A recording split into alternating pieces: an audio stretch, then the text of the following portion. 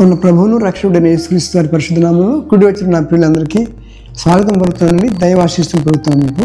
ఈరోజు మరి 3 days అయిపోయి 4వ తారీఖు 11వ మాసం 2025లో ప్రవేశించాం. మంగళవారం రోజు నాకు ఇచ్చిన తలంపు ఏంటంటే, యేసుక్రీస్తు వారు పరిశుద్ధాత్మను పొందిన తర్వాత, బాప్తిజం అయిన తర్వాత దేవుడు ఆయన ఒక టెస్ట్ పెట్టాడు.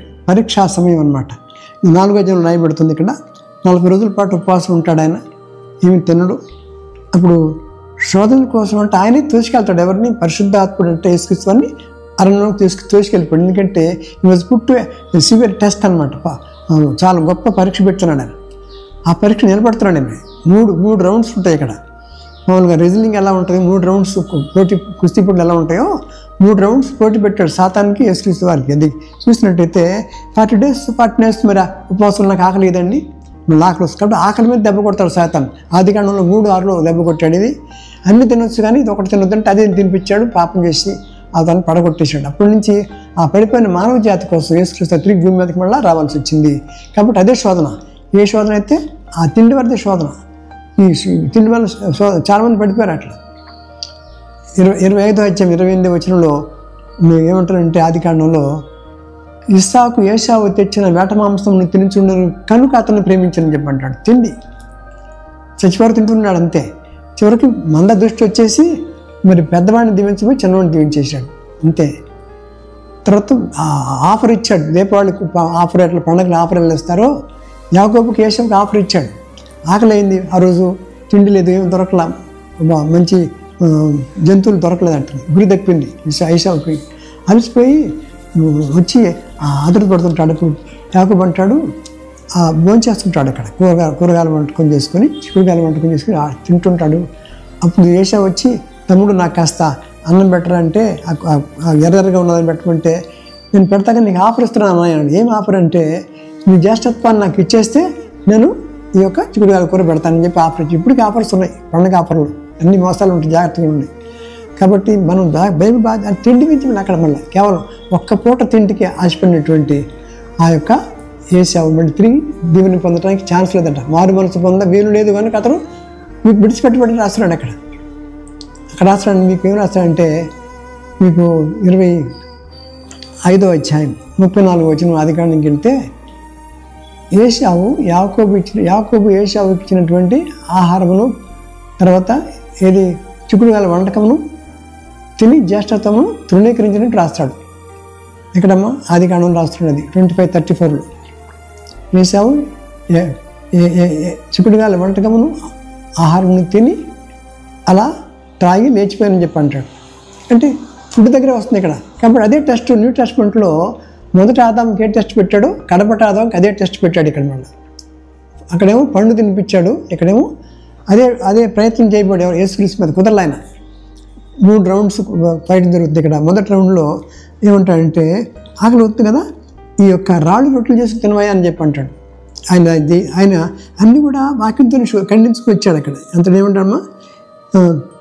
అప్పుడు ఏమన్నాడు, మనుషులు రొట్టె వల్ల మాత్రము కాదు కానీ దేవుని నోటి నుండి ప్రతి మనుషులు బ్రతకాలని చెప్పి ఖండించాడు. వాక్యంతో ఖండించాడు. 4:4 5 నుంచి చూస్తే 6వ వచనం రెండో టెస్ట్ ఏంటంటే, ఆ దేవాలయ శిఖరాన్ని తీసుకెళ్ళి ఇక్కడి నుంచి దూతలు పట్టుకుంటారని చెప్పి అంటాడు. ఆయన అంటాడు, లేఖనం కోట్ చేస్తున్నాడు ఇక్కడ. 91 క్రితం లేఖనం కోట్ చేస్తుంటాడు. ఆయన నిన్ను గురించి తన దూతలకు ఆజ్ఞాపిస్తాడు, నీ పాదం ఎప్పుడును రాయికి తగలకుండా వారు నిన్ను ఎత్తి పెట్టుకుంటారని చెప్పని అనవసరంగా దోపంటాడు. కారణం ఉండాలి కదా, సాతాను అలా శోధిస్తుంటాడు. ఇప్పుడు అన్నాడు, ఇప్పుడు ప్రభు అంటారు, ప్రభు నీ దేవుని నువ్వు శోధింపలదు అని చెప్పాను. ప్రభు అయినా నీ దేవుని శోధింపలదు అంటే ఏంటి? యేసుక్రీస్తు దేవుడు అని చెప్పి మనం గుర్తుపెట్టాలి. అలాగే తర్వాత 3వ స్టెప్ ఏం చేశాడంటే, నువ్వు సాగిలపడి తర్వాత కొండ మీద తీసుకెళ్ళిపోయాడంట. ఎత్తైన కొండ మీదకి ఆయన తోడుకొని పోయి ఈ లోకరాజ్యములు అన్నింటినీ చూపించి, నువ్వు కనుక ఒక్కసారి నాకు దండం పెడితే ఈ యొక్క మహిమ ఏమన్నాడు, ఇవన్నీ లోకంలో రాజ్యములన్నింటినీ కూడా నీకు ఇచ్చేస్తానని చెప్పి అంటాడు.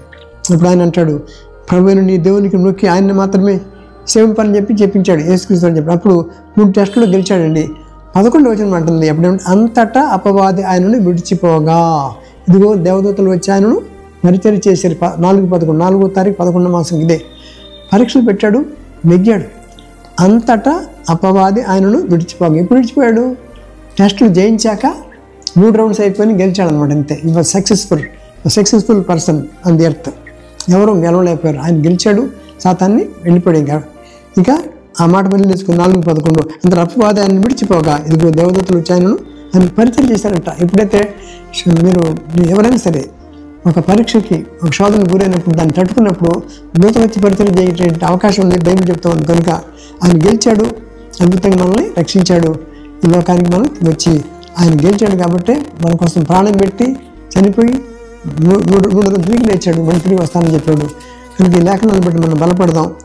సాతాన్ని మనం జయించాలంటే మీరు శోధనలో ప్రవేశింపకున్నట్లు మెలకువగా ప్రార్థన చేయమని చెప్పి మత్తయి సువార్త 26:40 మాట్లాడుతుంది. కాబట్టి మనం తొట్టిల్లకూడదు, మన పిల్లలు మనం పడిపోకూడదు, నిలబడాలా, రక్షణలో మనం కొనసాగాల. కాబట్టి సాతాను శోధనలు మనం లొంగకూడదని చెప్పి వాక్యం సెలవుస్తుంది. యేసుక్రీస్తు వారిని మనకు మాదిరిగా ఉన్నారు కాబట్టి ఆయనలాగే మనం ఉపవాసం ప్రార్థన చేసి ఆ యొక్క శోధనకి మనం జయించగలం. అటు కృప ప్రభు మన దయచేయండి కాక. Thank you very much. చిన్న ప్రార్థన. ప్రేమ వెళ్తండి, అద్భుతం మీరు మాట్లాడుతూ వచ్చారు అయ్యా. మరి రక్షణ నుండి నిన్నే శోధించాడు సాతాను వచ్చి 3 రౌండ్స్లో 3 మీరు వాక్యమైన ఖడ్గంతో వారు గెలిచారు. అలాగే మేము కూడా మా శోధనలో వాక్యమైన ఖడ్గంతో మీరు గెలవటానికి కృపణించండి.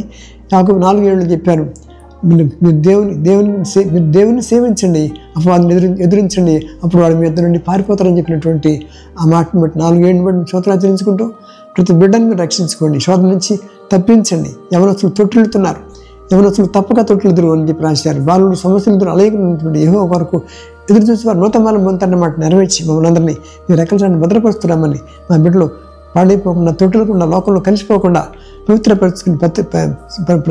పవిత్రపరిచి ప్రత్యేకించుకొని మీ యొక్క కృపలో భద్రపరుస్తున్నామని వారి పట్ల మీ ప్రణాళిక ఎందు అది నెరవేర్చున్నామని కుటుంబాలన్నింటినీ కూడా మా కుటుంబాన్ని దీవించి వర్ధలిచ్చేయమని యేసుక్రీస్తు నామమున వేడుకుంటున్నాం తండ్రి. ఆమేన్. Thank you very much. God bless you.